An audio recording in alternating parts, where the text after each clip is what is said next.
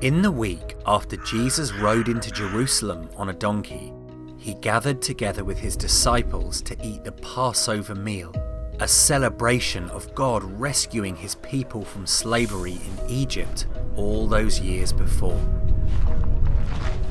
During the meal, the Lord got up and started to wash their feet. "No," said Peter. In Jewish culture, a rabbi or teacher would never stoop so low. "Unless I wash you, you won't belong to me," replied Jesus. "Do you understand what I did?" he asked them afterward. "If I, your Lord and teacher, washed your feet, you ought to wash each other's feet. I have given you an example to follow." Jesus wanted them to love and serve each other. But not all of them had love in their heart. "Truly I tell you," said Jesus, "one of you will betray me." The disciples were shocked and confused, but the Lord knew who it was. "Hurry and do what you are going to do," he said to Judas, who had already agreed to betray him to the religious leaders. After Judas left, Jesus took bread, gave thanks and broke it, giving it to the disciples. "Take and eat. This is my body," he said.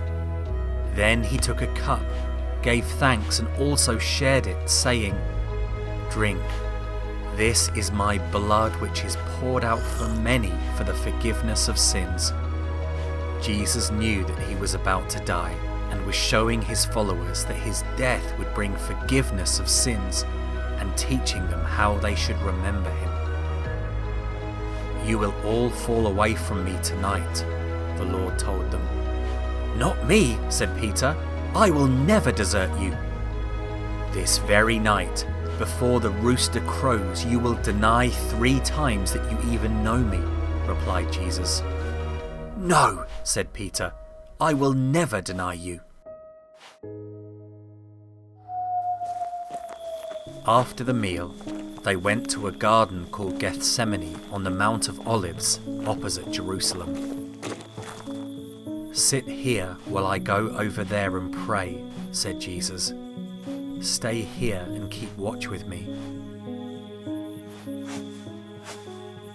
Going a little farther, the Lord fell on his face and prayed, "My Father, if it is possible, may this cup be taken from me, but I want your will to be done, rather than mine." Jesus knew the tremendous suffering that he was about to face, but instead of running away, he wanted to do his Father's will. He returned to find that his disciples had fallen asleep. "Couldn't you even watch and wait with me for an hour? The time has come. Look, my betrayer is here." Judas and a crowd of men with weapons had arrived. "Greetings, Rabbi," said Judas, kissing Jesus on the cheek. He was marking the Lord out as the one to arrest. The men seized Jesus, and the disciples fled. Jesus was taken to the high priest. All the leaders had assembled together. "Are you the Messiah, the Son of God?" the high priest asked him.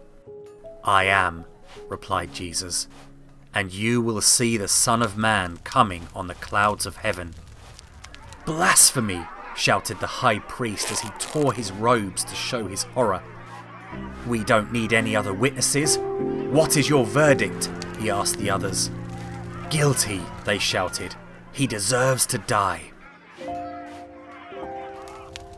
Outside in the courtyard, people began to notice Peter, who was warming himself by the fire.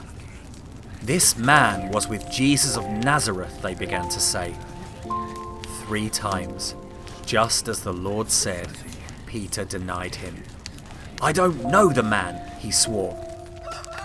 The rooster crowed, and the Lord turned and looked at him. Jesus' words had come true. Peter went outside and wept bitterly. The council had no authority to put Jesus to death. Only their Roman rulers could pass such a sentence, and so at daybreak they took the Lord to Pontius Pilate, the Roman governor. But Pilate found no guilt in him. "What crime has he committed?" the governor asked them. But the chief priests stirred up the crowd. "Crucify him! Crucify him!" they shouted. It was Pilate's custom to release a prisoner to them at Passover. He offered them Barabbas, a man in jail for robbery and murder, or Jesus. "Give us Barabbas!" they shouted. "And what shall I do with Jesus?" he asked. "Crucify him!" And so it was that the murderer was set free, and the innocent Son of God was sentenced to die. Judas was filled with remorse. "I have sinned and betrayed an innocent man," he said to the priests. The betrayer threw down the money they had given him, went out and hanged himself. Jesus was whipped and insulted by the Roman soldiers, who twisted together a crown of thorns and placed it on his head. Then they led him out to be crucified. They brought Jesus outside of the city to a place called Golgotha and drove nails through his hands and feet, crucifying him alongside two thieves. "Father, forgive them. They don't know what they're doing," said Jesus. "He saved others," crowed the chief priests, "but he can't even save himself." One of the criminals also being crucified insulted him as well. "Aren't you the Messiah? Save yourself and us." But the other man spoke up. "We are being punished justly. This man has done nothing wrong. Jesus, remember me when you come into your kingdom." Even as he faced his own death, this condemned criminal put his trust in Christ. "Truly I tell you, today you will be with me in paradise," answered the Lord.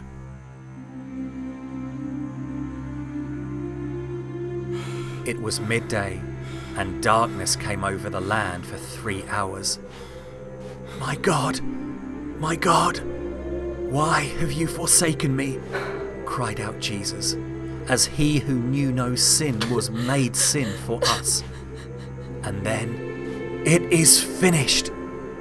Father, into your hands I commit my spirit," called out Jesus, and he breathed his last. The curtain in the temple, separating the most holy place from ordinary people, was torn in two. Because of what Jesus did, the way to the Father was now open. The Roman centurion, who saw how Jesus died, exclaimed, "Surely this man was the Son of God." Joseph of Arimathea and Nicodemus, who had come to question Jesus by night, took his body down and buried him in a tomb. Pilate gave the Pharisees permission to have the tomb sealed and guarded so that the Lord's disciples would not steal his body.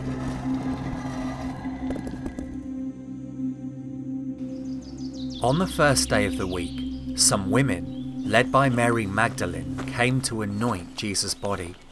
But they found the soldiers shaking in terror. An angel from God had come down, rolled away the stone, and was now sitting on it. "Don't be afraid," said the angel to the women. "I know that you are looking for Jesus who was crucified. He is not here. He has risen." The women were frightened, but full of joy. They went to tell the disciples. Shortly after, Mary herself encountered the risen Lord. "Mary," he said. "Teacher," she cried, "go to my brothers and tell them that I am ascending to my Father and your Father, to my God and your God." "I have seen the Lord," Mary excitedly told the disciples, who were gathered together in gloomy despair, but many of them doubted. Their master was dead, and all seemed lost. They were locked away because they were afraid of the Jewish leaders. Later, Jesus himself appeared among them. "Peace be with you," he said. He showed them his wounds. It was really him. They were filled with joy. All their darkness had vanished, and their sins were forgiven. Jesus was alive.